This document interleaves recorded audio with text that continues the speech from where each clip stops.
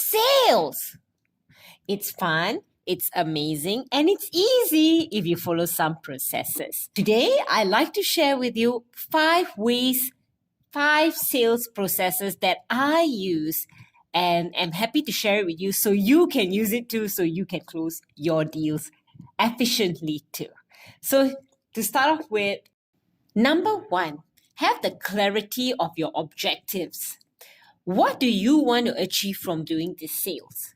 What is the revenue that you want to make? Who are your customers? Have a market segment and be very clear about who your target audience are. So for instance, what is their age? What is their role in the organization? What kind of industry do they work with?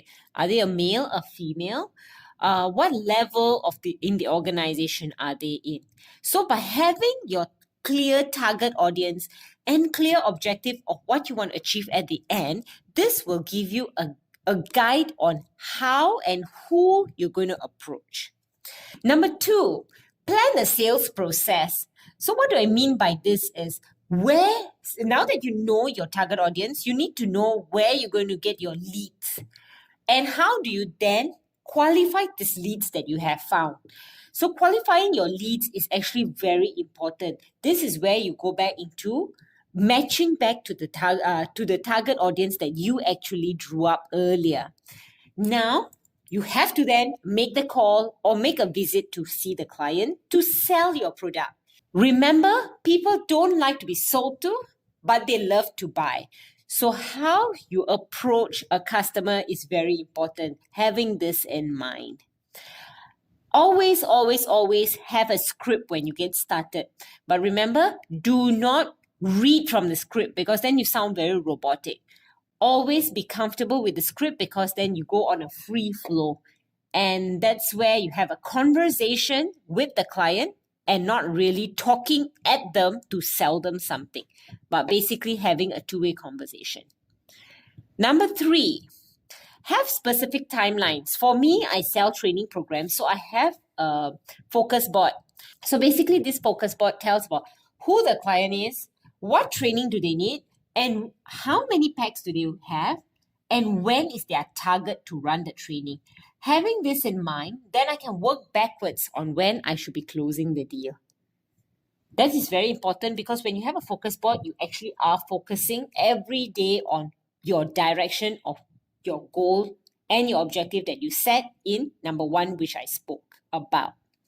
Number 5, monitor and track your progress. Data is so important in decision making. When you know what kind of deals that you've closed, who has postponed their trainings, who have totally cancelled their trainings, who has 10 badges of a training, this will actually give you a decision-making skill. Where do you want to focus more of your time on? Where do you want to focus less of your time on? All this is based on data. So every call you make sure you monitor and track the progress. Remember to also key into a system.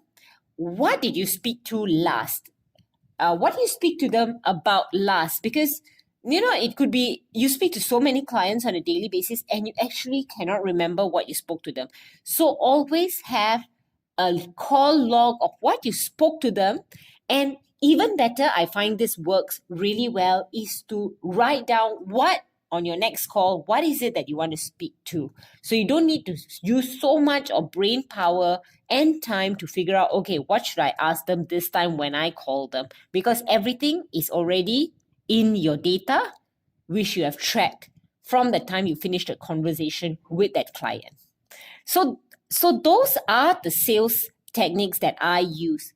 Well, for me, I manage and collaborate with a team too. So this is another very important part.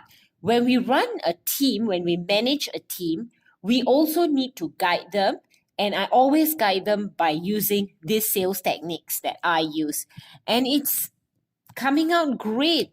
They close deals too, and they're very happy doing sales. So honestly, for some, sales might be a taboo word, but really rethink about it because we sell on a daily basis. We sell in an interview. We sell ourselves in an interview. to the interviewer. We sell ourselves to our partner before they agree to marry us. So on a daily basis, we are selling. We are actually in a transaction, whether we like it or not. So make the best of it and, well, do it in your business too or in your job. You never know where you might just go up the ladder because you stand out among everyone else. So I hope this sales processes has helped you, and thank you for tuning in. Drop me a comment below. How do you handle your sales processes and what are the outcomes or results you have achieved? Can't wait to hear from you. Till I see you soon. Bye.